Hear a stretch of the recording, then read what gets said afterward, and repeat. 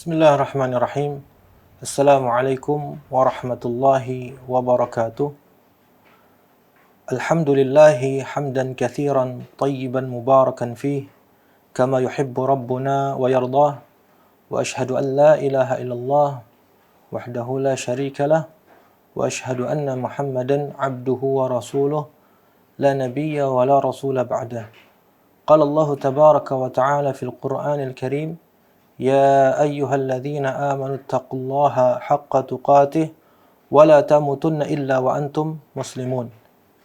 وقال أيضا: يا أيها الناس اتقوا ربكم الذي خلقكم من نفس واحدة وخلق منها زوجها وبث منهما رجالا كثيرا ونساء واتقوا الله الذي تساءلون به والأرحام إن الله كان عليكم رقيبا. وقال عز من قائل: يا أيها الذين آمنوا اتقوا الله وقولوا قولا سديدا يصلح لكم أعمالكم ويغفر لكم ذنوبكم ومن يطع الله ورسوله فقد فاز فوزا عظيما. فإن أصدق الحديث كتاب الله وخير الهدي هدي محمد صلى الله عليه وسلم وشر الأمور محدثاتها فإن كل محدثة بدعة وكل بدعة ضلالة wa kulla dalalatin finnar. Pemirsa Ahsan TV yang dirahmati Allah, puji dan syukur sudah seharusnya kita panjatkan kepada Allah Azza wa Jalla atas nikmat yang begitu banyak yang Allah berikan kepada kita. Nikmat iman, Islam, kesehatan, kesempatan, dan masih banyak lagi yang mana kita tidak mampu untuk menghitung nikmat-nikmat tersebut. Salawat serta salam semoga tercurah kepada Nabi kita Muhammad sallallahu alaihi wasallam, kepada keluarganya, para sahabatnya, dan insya Allah kepada kita selaku umatnya yang memegang teguh ajaran serta sunnah-sunnahnya. Baik, pemirsa Ahsan TV yang dirahmati oleh Allah Azza wa Jalla, alhamdulillah pada kesempatan kali ini kita akan melanjutkan pembahasan dari Kitabul Ilm. Sebelumnya kita sudah menyelesaikan 2 fasal dari bab yang pertama, yaitu tentang ta'riful ilm dan fadailul ilm. Dan kini kita masuk ke fasal yang ketiga, al-faslul tsalits, hukmu talabil ilm. Hukum menuntut ilmu. Pasal yang ketiga tentang hukum menuntut ilmu. Qala al-muallif rahimahullah: talabul ilmi syar'i fardu kifayatin. Idza qama bihi man yakfi sara fi haqqil akharin sunnatan. Menuntut ilmu syar'i adalah hukumnya fardu kifayah. Fardu kifayah, yaitu apabila sudah cukup orang-orang yang menegakkannya, maka bagi yang lainnya menjadi sunnah. Bagi yang lainnya menjadi sunnah. Wa qad yakunu talabul ilm wajiban, dan terkadang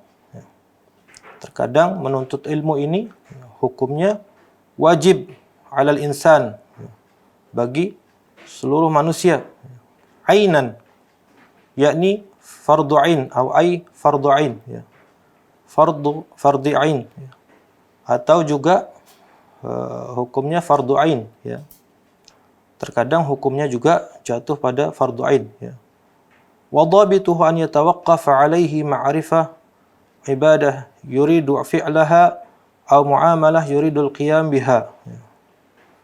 Tolak ukurnya adalah manakala seseorang ingin melakukan suatu ibadah tertentu, atau muamalah tertentu yang akan dia lakukan, فإنه يجب عليه في هذه الحال أن يعرف كيف يتعبد لله بهذه ibadah wa kaifa yaqumu bihadhil muamalah. Maka ketika itu wajib baginya untuk mengetahui bagaimana caranya beribadah kepada Allah, dan bagaimana caranya bermuamalah.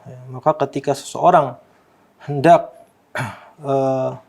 melakukan suatu ibadah, misalkan umroh, maka orang ini wajib bagi dia untuk mengetahui bagaimana tata cara umrah yang benar sesuai dengan yang diajarkan oleh Rasulullah SAW. Maka dia wajib mempelajarinya sebelum dia berangkat. Begitu juga ketika seseorang hendak melakukan suatu muamalah, ya. Misalkan jual beli, atau juga mungkin pernikahan juga masuk ke dalam muamalah, ya. Selain juga dia ibadah, ya, pernikahan juga di dalamnya terdapat muamalah, ya, karena saling berhubungan atau berinteraksi antara dua orang, ya. Atau juga bahkan bukan hanya pengantin laki-laki dan perempuan saja, ya, melainkan juga keluarga besar mereka, ya. Maka seseorang harus mempelajari terlebih dahulu, ya, bagaimana dalam Islam, bagaimana diajarkan seperti apa, ya, di dalam Islam, tata cara bermuamalah yang baik, tata cara bermuamalah yang benar. Demikian juga ibadah ketika seseorang misalkan tadi, ya, ingin berangkat umroh atau haji, ya, maka dia dituntut untuk mencari tahu terlebih dahulu, ya, berilmu terlebih dahulu, ya, maka dia hukumnya fardu ain, ya, harus mempelajari terlebih dahulu, ya. Baik, pemirsa Hasan TV yang dirahmati oleh Allah Azza wa Jalla, wa ma'ada dzalika minal ilm fa fardu kifayatin, maka selain itu, ya, hukumnya adalah fardu kifayah. Wa yanbaghi li talibil ilm an yash'ura nafsahu annahu qa'imun bi fardi kifayatin hala talabihi. Dan hendaknya bagi setiap penuntut ilmu, ya, untuk benar-benar menyadari atau merasakan dirinya bahwasannya dia ini sedang menegakkan fardu kifayah, ya. Dia sedang menegakkan fardu kifayah, ya, ketika dia menuntut ilmu, ya. Dia harus menyadari akan hal itu, bahwasanya dia ini sedang menegakkan fardu kifayah, ya. Liyahsula lahu thawaba fa'ilil fard ma'at tahsilil ilm. Mengapa demikian? Agar dia mendapatkan pahala orang yang melakukan fardu kifayah, ya. Orang yang melakukan amalan-amalan fardu, ya, agar dia mendapatkan pahala itu, ya. Ma'at tahsilil ilm, di samping juga dia mendapatkan ilmu yang dia tuntut, ya. Jadi hendaknya seseorang harus menyadari, ya, harus merasakan bahwasannya ketika dia menuntut ilmu, ya, dia ini sedang mengerjakan salah satu kewajiban, ya, yaitu fardu kifayah yang Allah perintahkan, ya, dan juga Rasulullah SAW perintahkan, ya. Maka ketika dia menyadari akan hal itu, ya, dia akan mendapatkan pahala orang atau pahala pelaku atau orang yang melakukan fardu kifayah tadi, ya. Di samping juga dia mendapatkan ilmu yang dia cari, ya. Di dua manfaatnya, ya. Wala syakka anna talabal ilm min afdalil a'mal. Tidak diragukan lagi, ya, bahwasannya menuntut ilmu adalah amal yang paling utama, dan ini sudah dijelaskan pada pertemuan sebelumnya, ya, bahwasanya menuntut ilmu adalah amalan yang paling utama. Karena setiap ibadah apapun itu, ya, harus dilandasi dengan ilmu. Bahkan Allah Azza wa Jalla memerintahkan Rasulullah SAW, pertama kali perintah Allah adalah iqra, ya, bacalah, ya. Ini menunjukkan atau isyarat bahwasannya hendaknya setiap orang itu, ya, belajar, menuntut ilmu, ya, mencari tahu tentang agama ini, ya. Bal huwa minal jihad fi sabilillah, bahkan menuntut ilmu juga termasuk jihad fi sabilillah, ya. Wala siyama fi waqtina hadha hina bada'atil bid'ah tadhhar fil mujtama'il islami wa tantashir wa taqsur.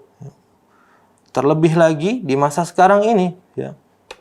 Terlebih lagi di masa sekarang ini, ya, di mana bid'ah, ya, sudah mulai muncul di mana-mana, ya. Sudah mulai nampak di tengah-tengah, ya, kaum muslimin, ya, menyebar dan semakin banyak, ya. Maka seseorang hendaknya harus menuntut ilmu supaya dia mengetahui, ya, supaya dia mengetahui mana yang benar-benar sunnah, mana yang bukan sunnah, mana yang diajarkan oleh Rasulullah SAW, ya, mana yang tidak diajarkan oleh Nabi SAW, akan tetapi dibuat-buat oleh sebagian orang, ya, supaya dia bisa membedakan hal itu, ya. Wa bada al-jahlul katsir mimman yatatalla 'ala al-ifta'i bighairi ilm, ya. Dan juga nampak sebagian orang yang bodoh, ya, yang mulai banyak, ya, sementara mereka mengeluarkan fatwa-fatwa yang tidak dilandasi dengan ilmu, ya. Di kebodohan semakin banyak, ya. Banyak orang yang berbicara tanpa ilmu, ya. Berfatwa tanpa ilmu, ya. Wa bada al-jidalu min katsirin minan nas, ya. Dan juga banyak sekali perdebatan, ya, di kalangan manusia, ya, pada masa sekarang ini, ya. Fahadhihi thalathatu umurin kulluha tuhattimu 'ala syabab an yahrisa 'ala talabil ilm. Maka ketiga sebab ini, ketiga faktor ini, ya, yang semuanya yang mengharuskan, ya, mengharuskan para pemuda untuk benar-benar bersemangat dalam menuntut ilmu, ya. Untuk benar-benar bersemangat dalam menuntut ilmu. Yang pertama adalah, ya, bid'ah bada'at tadhhar syururuha. Ya, poin yang pertama, ya, yang menjadi pendorong setiap orang itu harus menuntut ilmu, ya, setiap anak muda harus menuntut ilmu, adalah di masa sekarang ini bid'ah mulai tampak jelas, ya, keburukannya, ya. Maka tidak ada jalan lain kecuali orang itu harus menuntut ilmu supaya dia tahu, supaya dia bisa membedakan mana yang sunnah, mana yang bukan sunnah, ya. Dan juga bisa mendakwahi atau memberitahu orang lain, ya, bahwasanya ini bukan sunnah, ya. Ini adalah amalan-amalan yang dibuat-buat, yang tidak pernah ada di zaman Rasulullah SAW, ya. Kemudian yang kedua, faktor yang kedua yang mengharuskan para pemuda untuk menuntut ilmu karena, atau fenomena yang kedua, ya, unasun yatatalla'una ilal ifta'i bighairi ilm. Banyaknya orang-orang, ya, yang berfatwa tanpa ilmu, ya. Maka ini pun fenomena yang mengharuskan seseorang untuk menuntut ilmu. Agar apa? Agar bisa membantah mereka, ya. Agar bisa membantah ucapan-ucapan mereka, ya. Bisa meluruskan ucapan-ucapan mereka, ya, yang berfatwa tanpa ilmu, ya. Kemudian yang ketiga, jidalun katsir fi masail qad takun wadihah li ahli ilm lakin ya'ti man yujadil fiha bighairi ilm, ya. Banyaknya perdebatan tentang masalah-masalah yang sebetulnya masalah ini, ya, sudah jelas di kalangan ahli ilmu, ya. Akan tetapi datang orang-orang yang bodoh yang mendebatnya, ya, tanpa ilmu, ya. Maka ini semua, ya, ketiga fenomena ini atau ketiga faktor inilah yang menuntut seseorang atau setiap orang, ya, terutama anak-anak muda, ya, harus menuntut ilmu agama, ya, harus menuntut ilmu agama. Agar apa? Agar mereka bisa selamat dari hal ini dan juga bisa menyelamatkan orang lain tentunya, ya. Pemirsa Ahsan TV yang dirahmati oleh Allah Azza wa Jalla, famin ajli dzalika فنحن في ضرورة إلى أهل علم عندهم رسوخ وسعة اطلاع. Oleh karena itu, ya, maka kita benar-benar, ya, sangat butuh sekali, ya, kepada orang-orang yang ahli ilmu, ya, kepada ahli ilmu atau para ulama atau orang-orang alim, ya, yang memiliki kekokohan ilmu, ya, dan memiliki keluasan ilmu, ya. Wa indahum fiqh fid dinillah, dan memiliki pemahaman tentang agama ini, ya, yang mendalam tentunya pemahamannya, ya.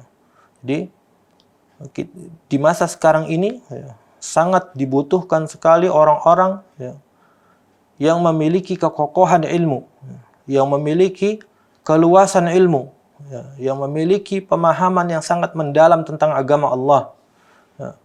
Selain itu juga memiliki hikmah fi taujihi ibadillah, ya, memiliki hikmah, ya, dalam memberikan, ya, bimbingan atau taujih, ya, atau petunjuk-petunjuk atau arahan-arahan, ya, kepada hamba-hamba Allah, ya.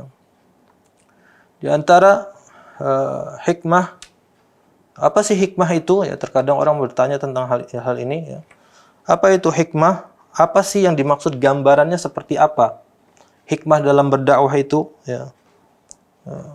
Saya coba sebutkan di sini, saya kutipkan. Yang pertama adalah seseorang yang berdakwah dengan hikmah, dia memperhatikan kondisi orang yang didakwahinya, ya. Tentunya orang ini tidak main pukul rata semua, ya. Dilihat dulu mad'unya, siapa yang dia seru, siapa yang dia dakwahi. Orang tua kah, anak-anak kah, ya. atau para remaja kah, atau ibu-ibu kah, ya. Maka setiap mereka ini ya tidak sama cara mendakwahinya, ya. Masing-masing memiliki harus dibedakan, ya, satu sama lain. Tidak boleh disamakan, dipukul rata semua, tidak, ya. Yang kedua, memperhatikan waktu dan kondisi dalam berdakwah. Ya, ini juga penting. Ya. Jangan orang lagi tidur, ya, dibangunin, didakwahin, ya Allah. Atau orang yang lagi marah, lagi emosi, ya, kita ceramahin. Ya, ini enggak hikmah, ya, kurang hikmah. Ya. Kemudian juga meletakkan skala prioritas yang tepat, ya, dalam berdakwah. Ya. Ya. Harus diletakkan skala prioritas. Mana yang paling penting yang harus kita jelaskan terlebih dahulu. Setelah itu yang penting dan seterusnya ke bawah. Ya. Sebagaimana ini juga diajarkan oleh Rasulullah SAW kepada siapa? Kepada Mu'adz bin Jabal. Ya. Tatkala beliau SAW mengutus Mu'adz bin Jabal, ya, untuk pergi ke negeri Yaman untuk berdakwah di sana. Ya. Kata Rasulullah SAW, innaka taqdamu ala qaumi ahli kitabin falyakun awal ma tad'uuhum ilaihi ibadatullahi azza wa jal fa idza arafu Allah fa akhbirhum anna Allah farada alaihim khamsa salawatin fi yaumihim wa lailatihim fa idza fa'alu fa akhbirhum anna Allah qad farada alaihim zakatan tu'khadhu min aghniyaihim faturaddu ala fuqaraihim fa idza ata'u biha fa khudh minhum wa tawaqqi qara'ima amwalihim. Ya. Kata Nabi SAW, wahai Mu'adz, sungguhnya engkau akan mendatangi suatu kaum ahli kitab. Ya. Maka hendaknya yang pertama kali engkau serukan kepada mereka agar mereka beribadah hanya kepada Allah saja. Ya. Yang diserukan pertama kali adalah untuk mentauhidkan Allah, ya, untuk bersaksi bahwasannya ya, la ilaha illallah wa anna Muhammadan Rasulullah. Bahwasannya tidak ada ilah yang berhak diibadahi dengan benar kecuali hanya Allah saja, ya. Dan bahwasannya Muhammad adalah utusan Allah. Ini yang pertama kali harus diserukan oleh Mu'adz bin Jabal. Nah, ini prioritas utama, ya. Karena setiap rasul tentunya dakwah mereka adalah untuk mengajak manusia mentauhidkan Allah Azza wa Jalla, ya. Mentauhidkan Allah Azza wa Jalla. Kemudian kata Nabi SAW, apabila mereka sudah mau mentaati hal itu, ya, sudah mengenal Allah Azza wa Jalla, ya, fa akhbirhum, beritahu mereka bahwasanya Allah Azza wa Jalla memberikan perintah kepada mereka atau mewajibkan bagi mereka, ya, untuk mendirikan salat 5 waktu, ya, untuk mendirikan salat 5 waktu. Kemudian wa inhum ata'u bidzalika, kalau seandainya mereka sudah mentaati hal itu, maka beritahulah kepada mereka bahwasannya Allah mewajibkan zakat yang diambil dari orang-orang yang kaya di antara mereka, ya, dan diberikan kepada orang-orang fuqara, orang-orang yang fakir di kalangan mereka, ya. Jadi ada skala prioritasnya, ya. Tidak langsung datang, ya, langsung Allah Azza wa Jalla mewajibkan kepada kalian untuk membayar zakat, tidak, ya. Tapi dikenalkan dulu kepada Allah Azza wa Jalla. Ya, diserukan kepada Allah Azza wa Jalla, ya, agar mereka mengakui bahwasanya Allah Azza wa Jalla adalah satu-satunya, ya, Rabb, ya, Tuhan, ya, ilah, sesembahan yang berhak diibadahi dengan benar. Ya, selain itu tidak ada. Ya, selain itu tidak ada. Jadi tauhid yang diutamakan terlebih dahulu, yang diprioritaskan terlebih dahulu. Kemudian yang keempat, ya, di antara bentuk hikmah dalam menyampaikan dakwah, ya, tidak memandang rendah orang yang didakwahi, ya. Ini penting juga, ya. Maka seseorang yang berdakwah atau seorang dai tidak boleh memandang rendah, ya, orang yang didakwahinya, ya. Tidak boleh menyepelekan mereka, ya, atau meremehkan mereka, ya. Sikap meremehkan ini dapat membuat orang yang didakwahi tidak mau mendengar dakwah kita, ya. Ketika kita sombong, ya, dalam berdakwah, ya, meremehkan orang yang diseru oleh kita, maka mereka tidak mungkin mau menerima apa yang kita sampaikan tentunya. Tidak akan mau, ya. Kemudian yang kelima, yaitu meninggalkan perkara mustahab sunnah untuk kekhawatiran akan menimbulkan kemudaratan yang lebih besar, ya. Al-Imam Bukhari telah membuat sebuah bab yang berjudul meninggalkan perkara mustahab karena khawatir orang-orang salah memahami sehingga jatuh kepada kerusakan yang lebih parah lagi. Kemudian beliau membawakan hadis dari Aisyah radhiyallahu anha, Nabi SAW berkata kepadanya, "Ya Aisyah, laula qaumuki hadithu ahduhum qala ibnu Zubair bikufrin lanaqadtul Ka'bah faja'altu laha babain, babun yadkhulun nas wa babun yakhrujun." Ya. Wahai Aisyah, kata Rasulullah SAW, jika bukan karena menimbang kaummu ini yang baru, ya. Ibnu Zubair mengatakan baru meninggalkan kekufuran atau baru masuk Islam, ya. Niscaya aku sudah merombak Ka'bah itu. Ya. Aku akan buat Ka'bah itu memiliki dua pintu. Pintu untuk masuk dan pintu untuk keluar. Akan tetapi Nabi SAW tidak melakukan hal ini karena kekhawatiran, ya. Karena kekhawatiran. Al-Imam Ibnu Hajar rahimahullah, ya, beliau menyebutkan beberapa faidah dari hadis ini. Di antaranya adalah dibolehkan meninggalkan sebuah maslahat demi menghindari mudarat, ya, dan tidak mengingkari kemungkaran jika khawatir akan menimbulkan kemungkaran yang lebih parah lagi. Ya, jadi harus benar-benar ditimbang. Ya. Baik, poin yang keenam, ya, yang dimaksud dengan hikmah dalam menyampaikan dakwah adalah berbicara kepada manusia sesuai dengan daya nalar mereka. Ya, sesuai dengan daya nalar mereka. Ya. Khatibin nas ala qadri uqulihim. Ya. Ajak bicara sama manusia sesuai dengan kemampuan cara berpikir mereka. Ya. Tentunya setiap mad'u, orang yang diseru oleh kita, yang didakwahin oleh kita ini masing-masing berbeda-beda. Ya. Ketika kita bicara kepada anak-anak, ya, tentunya beda. Ya. Bahasa yang kita gunakan ini berbeda dengan kita berbicara dengan orang yang seumuran dengan kita tentunya. Ya. Sebagaimana Rasulullah SAW, ya, beliau, ya, mendakwahi atau seorang Arab Badui, ya, yang didakwahi oleh beliau, tatkala orang Arab Badui ini kencing di masjid. Ya. Kencing di masjid. Apakah beliau langsung marah-marah? Tidak. Ya. Tidak langsung marah-marah. Bahkan para sahabat yang ketika itu marah melihat Arab Badui ini, ya, ditenangkan oleh Rasulullah SAW. Ya. Kemudian Nabi SAW memerintahkan salah seorang sahabat, ya, untuk mengambil air. Lalu disiramlah bekas kencing tadi. Ya. Kemudian setelah itu barulah Nabi SAW memberikan nasihat kepada Arab Badui ini, ya, bahwasanya masjid ini tidak pantas, tidak layak jika di dalamnya ada sesuatu yang najis, sesuatu yang kotor. Ya. Maka seharusnya tidak dilakukan seperti ini. Maksudnya seperti itu. Ya. Tapi bahasanya luar biasa. Nabi SAW mengucapkan seperti itu. Ya. Sesungguhnya masjid ini, ya, enggak langsung kamu salah, kamu kencing di masjid enggak boleh dan lain sebagainya, enggak. Ya. Tapi dijelaskan oleh Nabi SAW. Ya. Sesungguhnya masjid ini tidak layak, tidak pantas, di dalamnya ada sesuatu yang najis, sesuatu yang kotor. Ya, yang pantas ada di dalam masjid ini adalah zikrullah, mengingat Allah, sholat. Ya. Jadi mendengar hal ini tentunya seorang Arab Badui pun, ya, orang yang didakwahinya oleh Rasulullah SAW tentu, ya, memahami, ya, tentu mau mendengarkan, ya, dan tidak marah kepada Rasulullah SAW. Kemudian yang ketujuh, ya, di antara bentuk hikmah dalam berdakwah adalah menyebarkan sunnah, ya, tanpa menimbulkan konflik. Ya. Jadi kita ini mengajak orang lain untuk mengenal sunnah Rasulullah SAW. Tapi gunakan bahasa yang baik.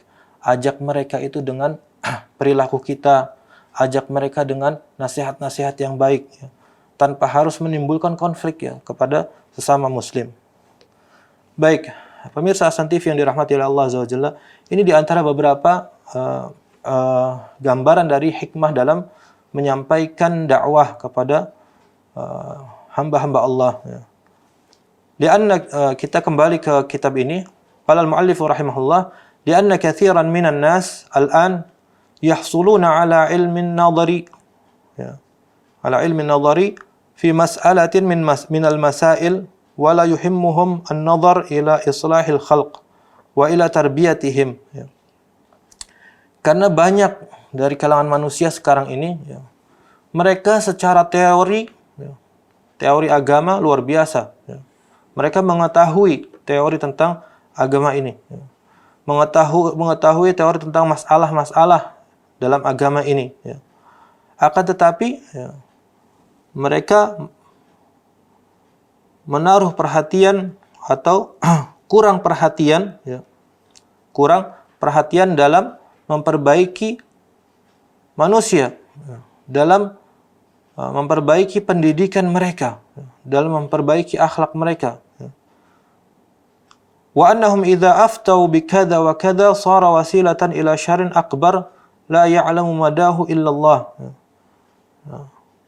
Orang yang seperti ini, yang seperti mereka ini, ya, jika berfatwa, maka fatwanya tersebut menjadi sarana yang menghantarkan pada keburukan yang lebih besar, ya, yang mana tidak ada yang mengetahui seberapa besar dampak buruknya kecuali hanya Allah Azza wa Jalla. Ya.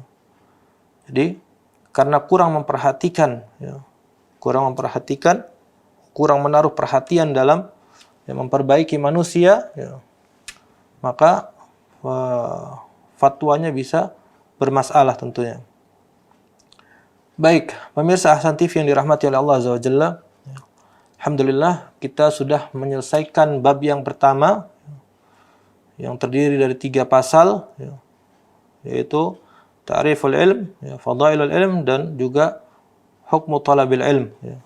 Adapun ringkasan dari bab yang pertama ini, ya, saya akan sampaikan, ya, khulasatul bab, ya, ringkasan dari bab ini, bab yang pertama, al-ilmu syar'i huwa ilmun ma anzalallahu ala rasulihi minal bayyinati wal huda. Ya. Bahwasanya ilmu syar'i adalah ilmu, atau ilmu, ya, apa yang diturunkan oleh Allah Azza wa Jalla kepada Rasulnya dari keterangan-keterangan dan petunjuk. Ya. Itulah yang dimaksud dengan ilmu syar'i. Ya. Dan menuntut ilmu atau ilmu sendiri, ya, memiliki keutamaan-keutamaan. Ya. Yang disebutkan di dalam kitab ini ada 13 keutamaan. Ya. Walaupun, ya, mungkin masih ada keutamaan-keutamaan yang lain, ya, dari ilmu tersebut. Ya. Namun yang disebutkan di dalam kitab ini, yang dijelaskan oleh Syekh Muhammad bin Shalih Al-Utsaimin rahimahullah, ada 13. Ya. Yang pertama adalah bahwasanya ilmu adalah warisan para nabi. Ya. Yang kedua, ilmu ini kekal. Ya. Tidak seperti harta yang sifatnya fana. Ya. Yang berikutnya, yang ketiga adalah ilmu tidak akan membuat lelah pemiliknya dengan menjaga setiap hari, tidak. Ya. Akan tetapi ilmu itulah yang akan menjaga pemiliknya. Yang keempat, bahwasanya seorang alim, dia akan mencapai derajat, ya, saksi, sebagai saksi atas kebenaran kalimat la ilaha illallah. Ya. Kemudian yang kelima, bahwasanya, ya, seorang alim, ya, mereka salah satu unsur dari ulul amri, ya, yang mana kita diperintahkan untuk mentaati mereka. Ya.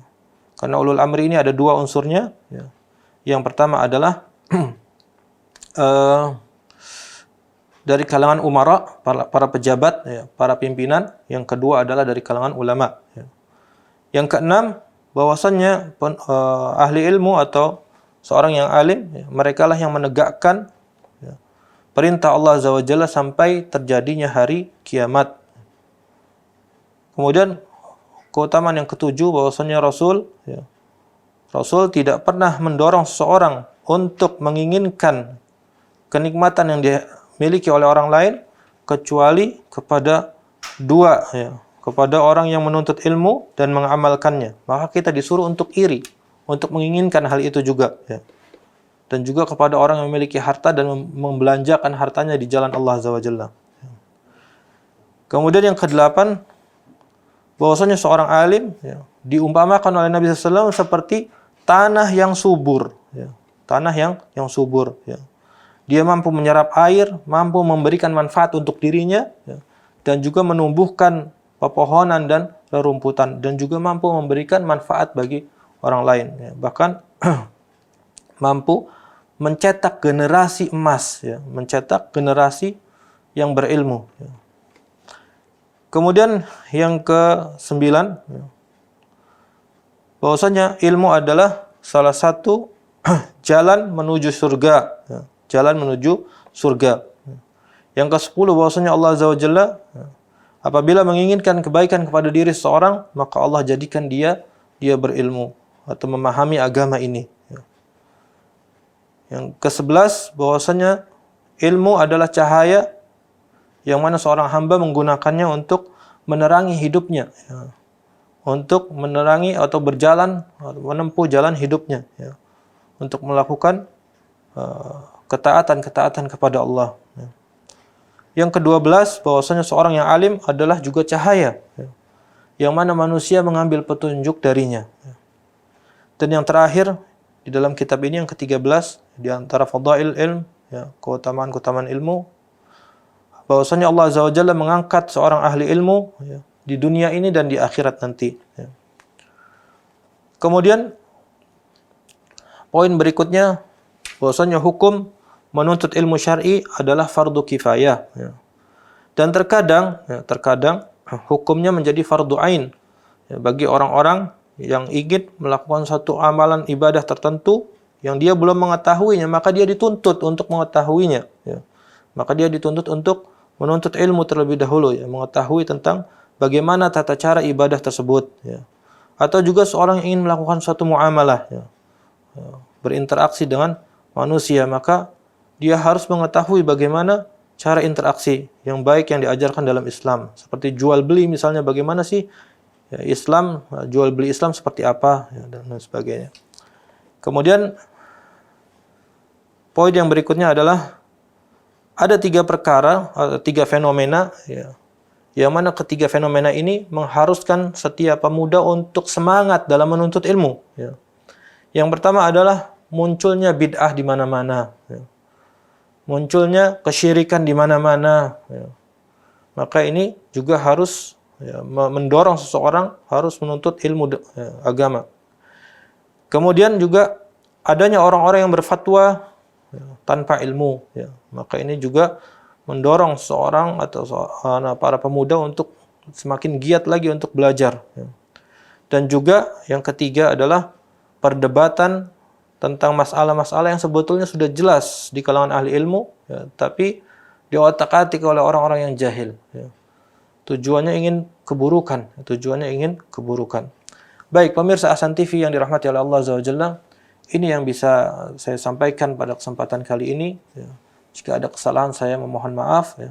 Hadza wallahu ta'ala alam. Mudah-mudahan Allah Azza wa Jalla memberikan kepada kita selalu semangat dalam menuntut ilmu, ya, memberikan taufik dan hidayah kepada kita, ya, dan memberikan keistiqamahan kepada kita, ya, dalam ketaatan kepada Allah Azza wa Jalla sampai suatu hari di mana kita menghadap Allah Azza wa Jalla. Amin ya rabbal alamin. Hadza Allah taala alam, sallallahu ala Muhammadin wa ala Muhammad. Subhanakallahumma wa bihamdika asyhadu an la ilaha illa anta astaghfiruka wa atubu ilaik. Wassalamualaikum warahmatullahi wabarakatuh.